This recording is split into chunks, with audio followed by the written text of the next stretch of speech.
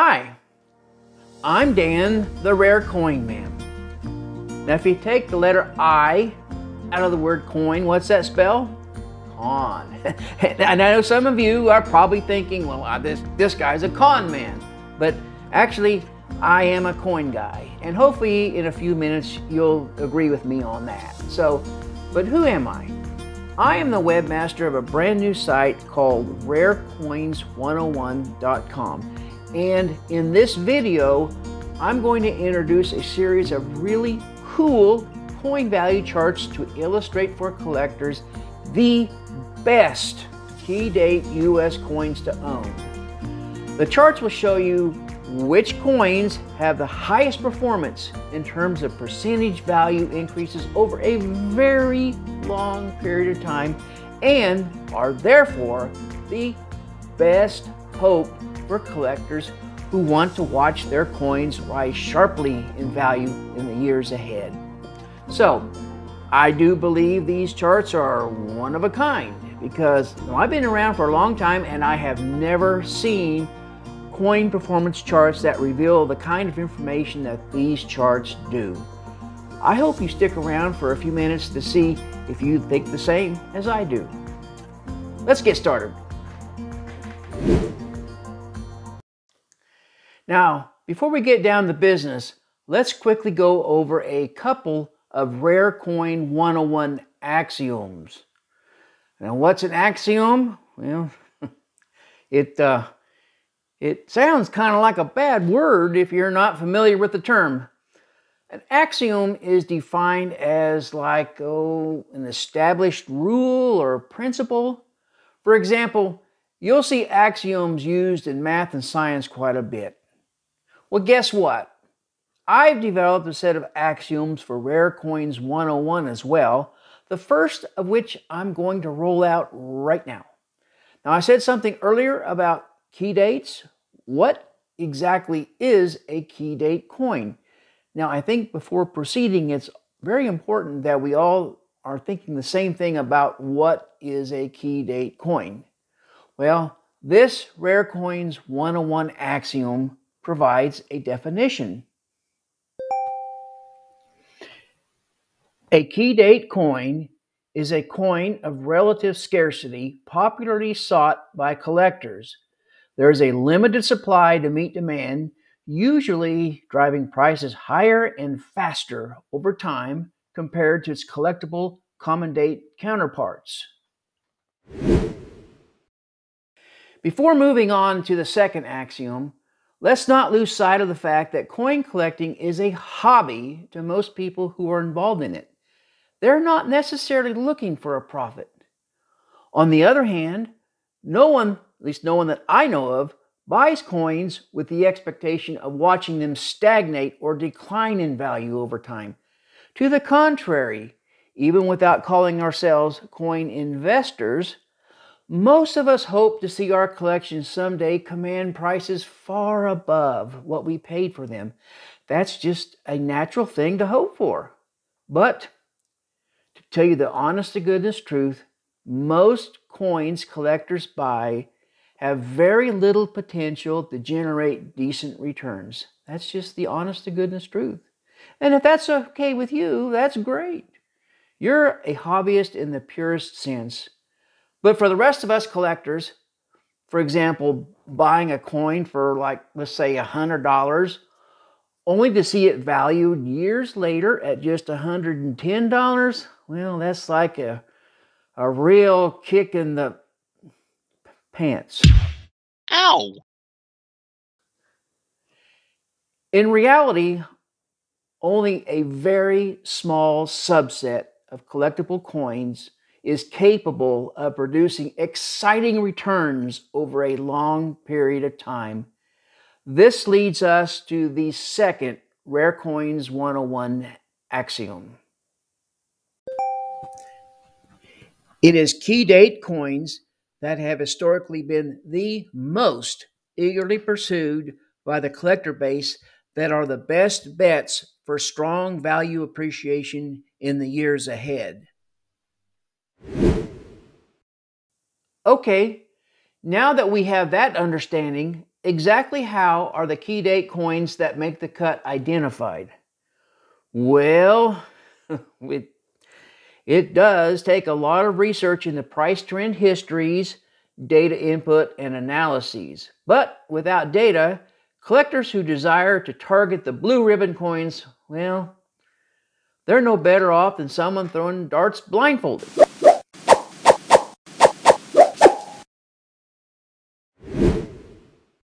Now, I am going to get to the charts, I promise.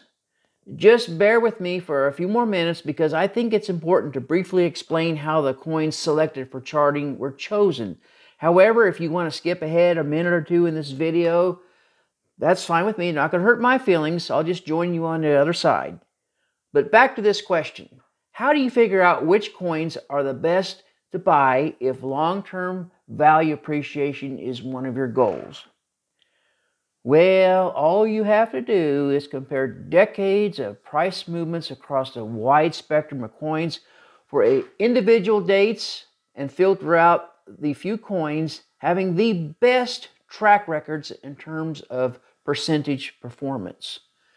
Now, that's a simple concept to grasp, but it's not easy to do because it involves truckloads and truckloads of tedious value fluctuation research, spreadsheets, and number crunching galore.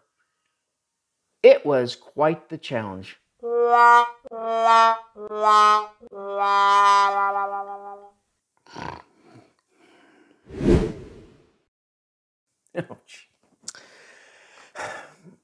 The good news is that I've already done all the heavy lifting and comparative analyses, so that means you don't have to do it.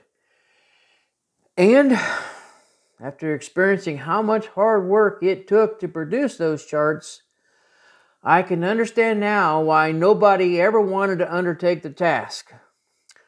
The coins with the strongest performances stood head and shoulders above the rest, and those are the coins that have been included in my key date list of recommendations and charted. So from now on, you don't need to add any more disappointing duds to your collections. By going over the key date list of recommendations and studying the charts, you'll be in a position to select blue ribbon coins that stand the best chance of selling at substantially higher prices when the time comes when you want to sell, or someday becoming valuable heirlooms for your family, something that you'll be proud to pass along to your loved ones.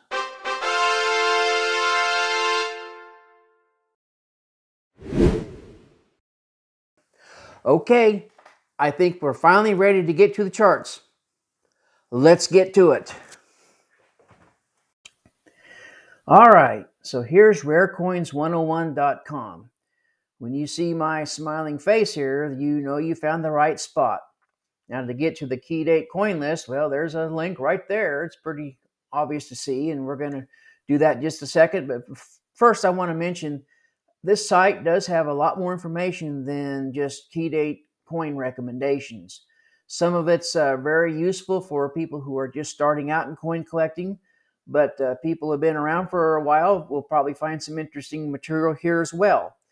For example, we go here to like what makes a coin valuable. There's a whole chapter and sub-chapters on that. Getting started in the hobby, very useful information for people who are new and just getting started. The more you learn, the more successful you'll be and the more fun you'll have. There's a whole host of stuff on coin grading, which is very basic, fundamental to the hobby of coin collecting. There's the Collector's Rare Coin Index, which takes 100 of the very finest United States coins and charts their collective performance from January 1990 to the present month. The purpose of the index is to estimate the strength and direction of the U.S. rare coin market. So it's very fascinating to see how the ups and downs have occurred since 1990 to the present. There's also a chapter on best places to buy coins. There is a chapter on the top 15 United States coins. And these, when I say top, these are the most valuable coins, United States coins today, and it shows how they have all traded positions for many, many years. Today, all top 15 coins are worth well into the millions of dollars. United States coins are very popular, not just in the United States, but throughout the world. That's what drives the finest coins such stratospheric levels of value. And then there's also a chapter and subchapters on the topic of coin investing. So let's get to the Key Date coin list. Just click that link and here we are. So we've already talked about a lot of the stuff. So let's hit this link and it's going to take us a few paragraphs down this page directly to the list. So here we are. There are actually 4 groups that comprise the Key Date coin list. There's the good, the better, the best, and the classic rarities group. We'll talk about these individually. So the good group is associated with this light green color, and they have enviable records of price increases. They're well above ordinary collectible coins. And you can see here there's about 65 to 70 of them on this list, and experienced collectors will recognize some of these, quite a few of them I suspect. These have performed very, very well. And the charts, each one of these is linked to a chart, and it goes back to 1990 and shows their value changes from that time to the present year. So that is the good group. The better group, as the name implies, does better, and it's got a little bit darker green color. So to help you associate this green with the better group. The list here isn't quite as long. And here again, we've got very well-known key dates, but when you chart these things out, they perform at even a higher level than the good group, and certainly well above the common date collectible coins that we'll compare them to. Very, very well. And then the third group is what's the best group, and it's got the darkest green, and it's the smallest group. And these coins have just been absolutely knocking it out of the park like crazy for years and years and decades and decades. And there's no signs that we're going to see any type of regression in price or serious regression in prices. They have just gone up, up, and up. And they are just outstanding coins. And some of these are just the absolute best that you can add to your collection. Then we've got the classic rarities group. And this is kind of, there are many famous coins here. You'll recognize a lot of these, like the 1916 D Mercury dime, or the 1921 Peace dollar, or the 1916 Standing Liberty quarter, or the 1877 Indian head cent. These have been very popular with collectors for 100 years in some cases. They are not they don't fit in one of the green groups right now because for most of them, they've had since the last big coin run up, which ended around 2009. Many of these did extremely well up to that point and then have kind of leveled off since then, or actually regressed a little bit in value. So when you do the calculations, at the moment, they don't deserve a spot in one of the green groups, but you can't leave these coins out. These are some of the finest key date coins and the most famous coins in United States collecting. And they, even though they're in this yellow group, the classic rarities, they still outperform common date collectible coins by considerable margin. So these are excellent to own. And, the fact that many of them are have gone down a little bit in value in recent years. Well, guess what? That might be a good, might be a good time to land some of these because they're being offered at reduced prices. All of these coins on the recommendation list have 3 things in common. Number 1, They are relatively rare and in high demand in all grades, not just the upper grades. Number two, they have been wildly popular with collectors for generations. And number three, they have fascinating histories. Okay, it's time to look at some examples. Let's take a key date coin from one of the from the middle group here, one of them that we'll look at in detail. Let's start with the 1870 cc Coronet $5 half eagle. So you click the link and it will take you to a page dedicated just to that coin. Now, for every key date coin, there's a brief historical write-up.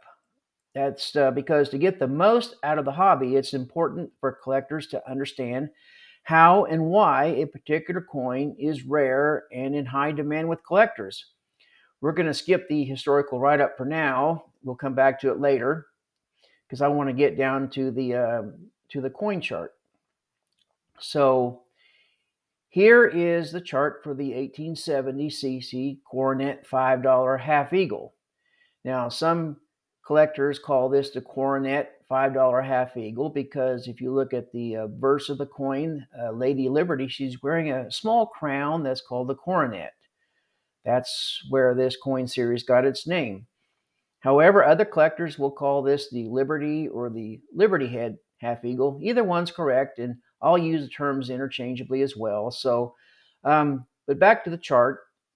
Here we see the historical price trend since 1990 for the 1870 cc half eagle in fine condition.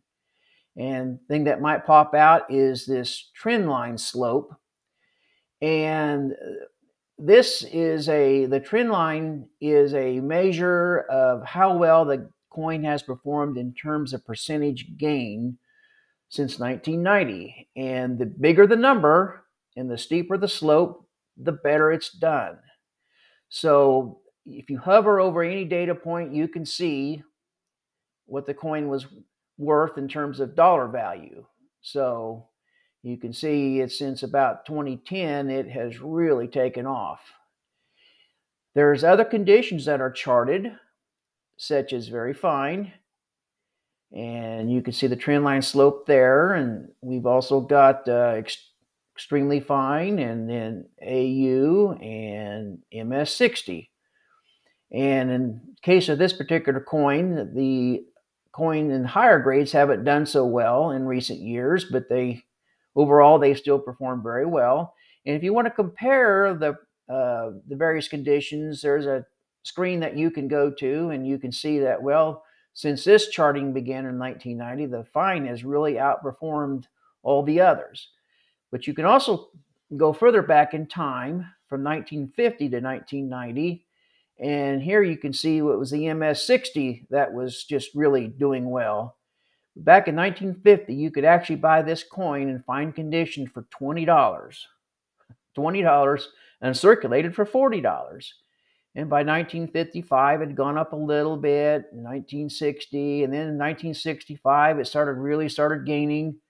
You can see, you can follow this thing through, and here it was back then the MS60 that was just really outperforming the field. But in more recent years, it looks like some of the examples in lower grade have caught up.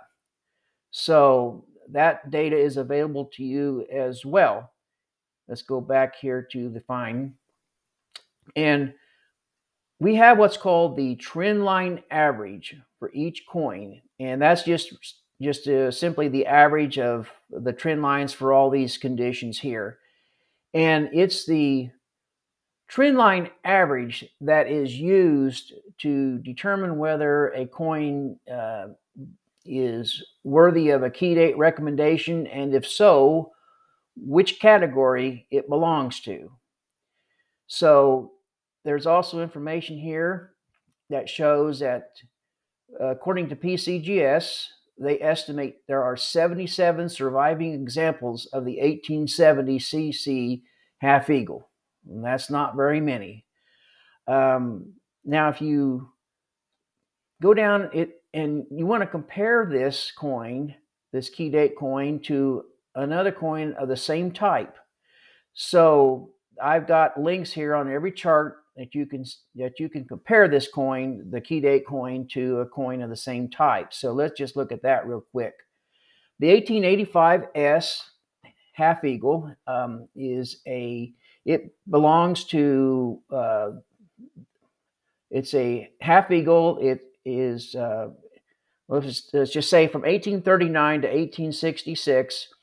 The reverse did not have the motto "In God We Trust," and starting in 1866, they started adding that to the reverse. So the 1870 CC and the 1885 S both belong to the type where the motto is found on the reverse. So this is an apples to apples comparison.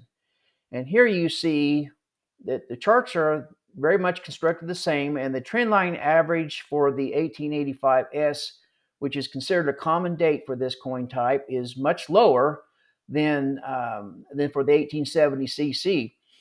Now, in all honesty, that 10.04 is not all that bad. Most common dates are well below that. They're in single digits. Part of the reason that is relatively high for a common date is the gold content of this coin. So every key date has a link to a common date counterpart that you can use to compare how it actually rates against a common date coin. So let's go back to this. Now, if you're interested, you can link over to eBay, and there actually is a example of this rare coin for sale. Now it's one of the finest examples known. You can see that it's well, not too many of us can afford that one, but you can find so many really good coins being sold by very reputable dealers on eBay, and even many of these key date coins that are listed here on this website, you can actually find them for sale on eBay. Now, I will say that in the interest of full disclosure, that if somebody links from my site to eBay and buys something, I may receive a small commission. I just want to get that out there on the table. So anyways, this rare coin, you can actually find it for sale on eBay, although it is a very high grade example, and it's priced up there pretty high. So going back to this, I think it's now time. Let's talk a little bit about the history of this coin before we go on to a few other examples. In the case of the 1870 CC, it all began in 1858 when a man named Abe Curry started up a settlement along the western edge of the Nevada territory, and he named his little town Carson City. And shortly thereafter, just a few miles away, some of the largest gold and silver deposits in North America were discovered. The fabulous find, known as the Comstock Lode, attracted thousands of fortune seekers into the area, and it transformed that small, dusty little Carson City into a booming frontier metropolis. You might say it was a real bonanza. Bonanza? Hey guys, hey, not now.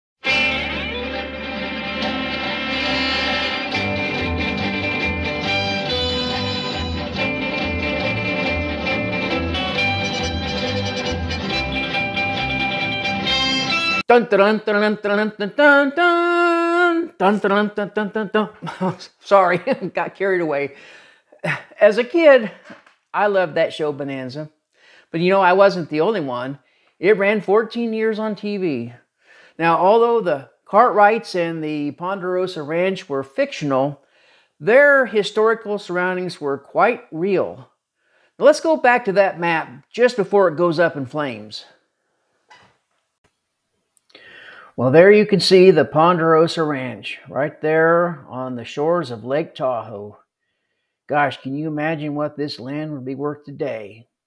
But we've got Reno in Virginia City, and one of the odd things about this map is north is pointing this direction pretty much to the left, when normally you think of north as pointing in the up direction, but somehow this map got turned around like that. But you've also got gold panning and mining. And here, right next to the Ponderosa Ranch, is Carson City. Well, I remember one Bonanza episode involving the Carson City Mint, where the Cartwrights befriended a group of disgruntled Army veterans who had some type of a beef with the federal government. What the Cartwrights did not know is that the veterans were plotting revenge against the government by robbing the Carson City Mint. In the end, Hoss and Little Joe, well, they had to, well, sorry, I'm getting sidetracked here again. That's one thing you'll notice about me. I like to reminisce and have a little off-topic fun when talking about coins, but I'll do my best to stay on the subject. So now back to the story of the 1870 CC Half Eagle. When Nevada was awarded statehood in 1864, Carson City was selected to host the state capital. Eventually, a U.S. branch mint was built there as well, which began coining operations in 1870. Now, as you might expect, for a brand new facility, there were some startup problems to say the least. Just a tiny handful of $5 half eagles were struck at Carson City, actually less than 8,000. Now, if you compare that to the more established San Francisco Mint, there were more than 1 million gold coins struck there in the same year. Now, as best we can determine, all of the 1870 CC half eagles were released into the coin-starved regional economy where they circulated for many years. Now, eventually, nearly all of them vanished. And as we saw a few minutes ago, PCGS estimates there are only 77 surviving examples of the 1870 CC half eagle, a very rare coin indeed. So for this coin, the attraction of owning an Old West relic from the first year of the Carson City Mint, combined with true scarcity, explains the strong demand for this coin. It's no wonder why the 1870 CC half eagle has increased steadily in value for as long as any living person today can remember. Well, let's look at a couple more key date coins. All right, let's pick another coin from the better group. How about the 1856 S Seated Liberty quarter? Now, I'm not going to spend as much time going through this as I did the first example, but just to give you another idea. Okay, this one, PCGS estimates that there are 350 survivors in all grades. And this is the chart here for fine condition. And in 1990, it was selling for about $72.50. And today, it's about $600. So something worth noting here is that $600, well, that's not a small amount of money, but there's a lot of collectors who, if they watch their budgets, they could probably afford this coin. And it just goes to show you that you don't need to spend many thousands and thousands of dollars to get a key date coin that's going to do really well in the future. The trendline slope is 27.67, and that's a real good number. And when you average the trendline slope for all 5 of these charted conditions, you see that the trendline average is 21.56, which is really quite good. That's how it got into the better group. Now, let's compare this trendline average of 21.56 to a common date counterpart of the 1856 S Seated Liberty quarter. So we come down here, and let's click this link right here. And the common date that I've chosen to compare is the 1847 Seated Liberty quarter. And you can see this is how many Seated Liberty quarters are in the key date list of recommendations. There's quite a few. So if you look at the trendline average for the 1847, you see it's 4.72, which is well below the 1856 S. This is what you would typically see for a common date coin. Something in the low single digits, 4.72 in this case. So that is the 1856 S compares very well overall to its counterparts that are common. So let's go back to the key date list, and we're going to pick something out of the classic rarities group. And as I mentioned earlier, the classic rarities, there's a lot of very famous dates in here, but they, at the time that these calculations were made, their numbers didn't warrant a place in one of the green groups, but you can't ignore these. These are very famous coins, are very well known across a wide spectrum of U.S. numismatics, and they've done extremely well in the past, but at present their numbers just are down a little bit. I'm going to start, let's illustrate this with the 1909 SVDB Lincoln cent, which really is one of the best known coins that there is to collect. Before I click that link, I'll just show you this picture here. This picture was taken on August 2nd, 1909, and these people are standing outside of a treasury building. They want to get examples of the new Lincoln cent that was released on that day. And of the 103 million Lincoln cents issued in 1909, only 484,000 of them were of the 1909 SVDB. So they were popular on the very first day of issue, and the 1909 SVDB remains popular today. Although, as you will see on this chart right here, going down to the chart, look what happened. Looks like its most recent peak occurred in, this is fine condition, in 2009, when it was valued around $1,400. And today it's about $725. So it's lost almost 50% of its value, which is not that unusual. If you look at the, going back to 1950, we see cyclical trends. It was ramping up, and looks like it peaked in 1965, and then it went down again and started going back up, and it peaked again in 1985 and started going down. And it's just like a roller coaster, the 1909 SVDB, but its overall trend keeps going up. And if you look at the average trend line at 7.12, which is down, but look what happens when you compare it to a key date coin, or a common date of the same type.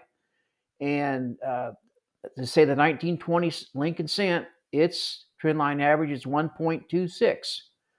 So this is the 1909 SVDB is still a very desirable coin, and presently, if you thought you might want to get one, right now is a good time because it's being sold at a discount price. Okay, so we're finished with the examples, and we're about ready to wrap this video up. So I'll be back with you here in a minute or two, and we'll do the closing. Well, that's all I wanted to show you for today. Now, this video turned out to be a bit longer than what I originally anticipated, but I felt it was important to explain the charts and roll out some examples, and that took a little bit more time than what I thought. Going forward, I do expect the videos to be considerably shorter. I'll be reviewing more of the best Key Date U.S. coins to own, as well as many other aspects of rare coin collecting. The videos will be informative and to the point, but you never know what I might toss in for laughs. However, you don't have to wait for the next video. You can hop on rarecoins101.com right now and study the charts and other material to your heart's content. It's all free, never a charge or any type of membership fee. If you have any questions or comments, feel free to leave them on YouTube below this video. If you benefited from this video, please hit the thumbs up like button, as well as the subscribe button, because you know what? That'll really help me. So, I'm Dan, the Rare Coin Man, signing off for now. Until next time, happy collecting.